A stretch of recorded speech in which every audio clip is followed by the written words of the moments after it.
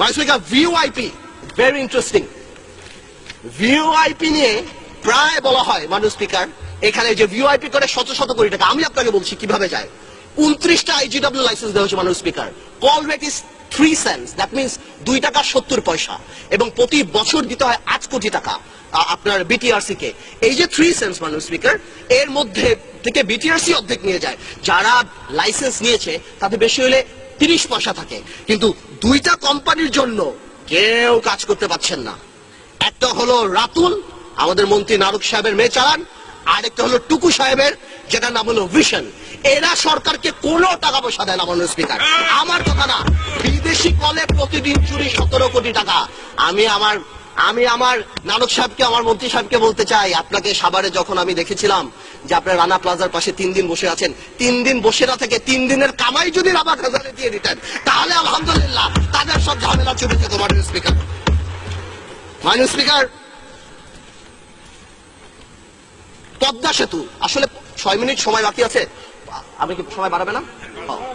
6 minute সময়। পদ্মা সেতু নিয়ে এত কথা বলে, পদ্মা সেতু বাংলাদেশ ইতিহাসের সবচেয়ে বড় ন্যাশনাল ইন্টারন্যাশনাল এম্বারাসমেন্ট, এবং এটা শুধুমাত্র গভর্নমেন্টের ব্যর্থতার জন্য এটা ফেল হয়েছে মাননীয় স্পিকার। আমরা এখনো আশা করি সরকার যাতে পদ্মা সেতুটা ঠিক করে করতে পারে। আমি কিছু বেসিক পয়েন্টে যাচ্ছি, যেহেতু মাননীয় স্পিকার সময় অনেক অল্প, এত অল্প সময় কথা বলা যায় না।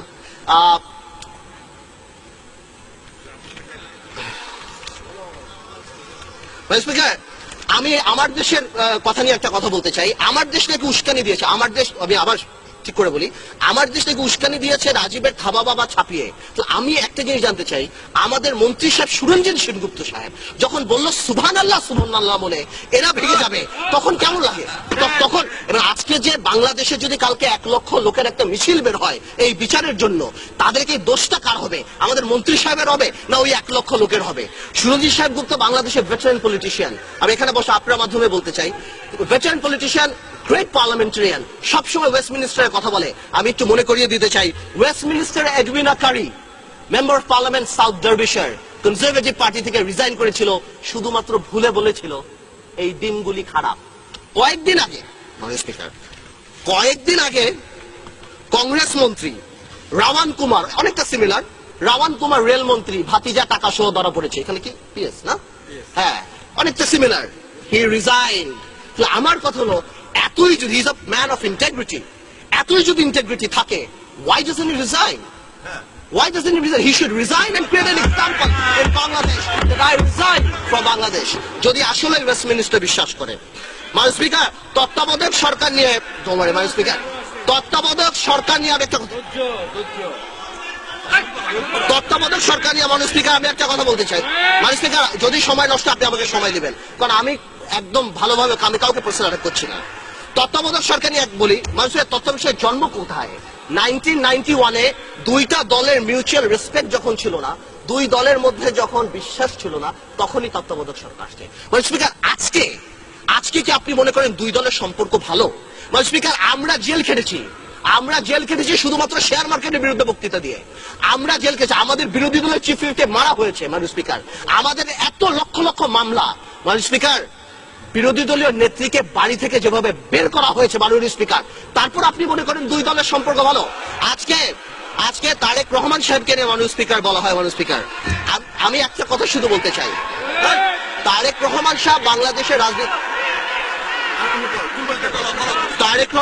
বাংলাদেশের রাজনীতি করবে মাননীয় স্পিকার, এটাই খুব একটা স্বাভাবিক ব্যাপার মাননীয় স্পিকার। বাট আমার কথা হলো, তারেক রহমান সাহেব তো 4 বছর কোনো কথা বলেননি, এই একটা কথা বলেছে, এত গাত্রদাহ হয়ে যাচ্ছে আওয়ামী লীগের। যাদের গাত্রদাহ হচ্ছে তাদের উদ্দেশ্যে বলতে চাই মাননীয় speaker, it is the reality যে তারেক রহমান ফেরত আসবে, and you'll see more of Tarique Rahman. এবং তারেক রহমান কি রাজনীতি করার অধিকার রাখে কি রাখে না, এটা জনগণ ঠিক করবে। যেদিন বাংলাদেশে তারেক রহমান নামবে, সেদিনই দেখা যাবে যে বাংলাদেশে কি হয় না হয়। মাননীয় স্পিকার,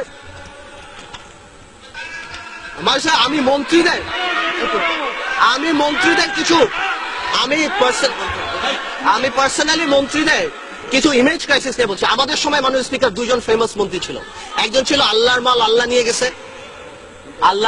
নিয়ে গেছে, আরেকজন মন্ত্রী ছিল উই আর লুকিং ফর শত্রুস। অনেক কন্ট্রোভার্সি ছিল এই আমলে মাননীয় স্পিকার। কালো বিড়াল ধাক্কা দিয়ে নাকি বিল্ডিং ফেলে দেওয়া যায় মাননীয় স্পিকার।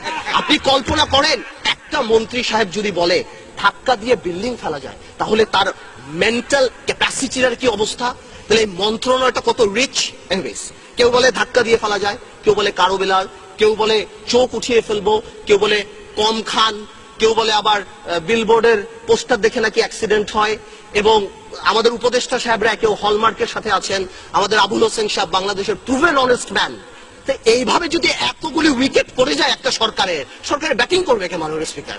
এইভাবে কোনোদিন চলে না। এটা সবচেয়ে বড় ফেলিয়ার হলো ব্যুরোক্রেটিক টেকনোক্রেট পলিটিশিয়ান দিয়ে দেশ চালানো। আজকে যারা তত্ত্বাবধায়ক সরকার কথা বলে, সরকার তরফ থেকে প্রায় কথা আসে যে তত্ত্বাবধায়ক সরকার দিলে আবার সেনাবাহিনী আসবে। মাননীয় স্পিকার, সেনাবাহিনীর প্রতি আমার কোনো উইকনেস নেই মাননীয় স্পিকার, কারণ সেনাবাহিনীর সময় আমি অনেক লস করেছি। আমার পিতা মারা গিয়েছে, আমি চিকিৎসা করাতে পারি নাই এই সেনাবাহিনীর জন্য। তবে আমি একটা কথা বলতে চাই, 1/11 সময় এই শেখ সেলিম সাহেবকে যেভাবে অত্যাচার করা হয়েছে, জলিল সাহেব মারা গিয়েছেন, আল্লাহ বেহেশত নসিব করুক, তাকে যেভাবে অত্যাচার করা হয়েছে, ওবায়দুল কাদের সাহেবকে যেভাবে অত্যাচার হয়েছে, মাননীয় স্পিকার একটা হাবিলদারে তো চাকরি যেতে দেখলাম না মাননীয় স্পিকার। এবং আরেকটা কথা হলো মাননীয় স্পিকার, এখানে সংসদ উপনেতা বলেছিলেন মাননীয় প্রধানমন্ত্রীকে নাকি 20 পারে হত্যার চেষ্টা করা হয়েছিল সেই সময়, কারোই তো চাকরি যেতে দেখলাম না মাননীয় স্পিকার। আমি আপনাকে একটা এটা সারা বাংলাদেশে জানার জন্য, ওই মঈন ফখরুদ্দিন সরকার যে আওয়ামী লীগের কত কাছের সরকার, সেটা আপনি বুঝবেন নোয়াখালী 3 আসনের রেজাল্ট দেখলে মাননীয় স্পিকার। সেখানে যেখানে বাংলাদেশ আওয়ামী লীগের জয় জয়কার, সেখানে নৌকা মার্কা মাত্র পেয়েছে 4098 ভোট মাননীয় স্পিকার। কেন জানেন? মঈনুদ্দিন আহমেদের ভাইকে এমপি বানানোর জন্য আসল লোককে নমিনেশন দেওয়া হয়। এবং যার কারণে এই যদি মাইন্ডসেট হয়ে থাকে, আমার কথা আমরা চাই মাননীয় স্পিকার গণতান্ত্রিক পন্থায় যাতে করে ক্ষমতা বদল হোক। এই রাষ্ট্র কোনো কারণেই আজকে যখন উন্নয়নের উপর ভিত্তি করে আমরা ক্ষমতা পালা বদল হবে, সেই মুহূর্তে আমাদের ঠিক করা হচ্ছে কি মাননীয় স্পিকার, ঠিক করা হচ্ছে কে ইসলামিক কে নন ইসলামিক, মুক্তিযুদ্ধের পক্ষে মুক্তিযুদ্ধের বিপক্ষে, Shahbagi anti Shahbagi, Indian pro Indian anti Indian, secular non secular. মাননীয় স্পিকার, আমরা তো এখন বসে দেশ চালাবো এই চিন্তা করে যে আমরা কি ডেভেলপমেন্ট করেছি, সামনে আমরা ক্ষমতা আসলে কি করব। আমরা যদি এইটাই না ঠিক করি মাননীয় স্পিকার, তাহলে তো আমরা বারবার 42 বছর আগে পিছিয়ে চলে যাবো মাননীয় স্পিকার। মাননীয় স্পিকার, আপনাকে আবার অভিনন্দন মাননীয় স্পিকার। না, অসুবিধা লাগবে না, আপনাকে আবার অভিনন্দন মাননীয় স্পিকার। আমি মনে করি আসলে অবশ্যই গণতন্ত্রে ভোটাধিকার অনেক বড় একটা ব্যাপার, কিন্তু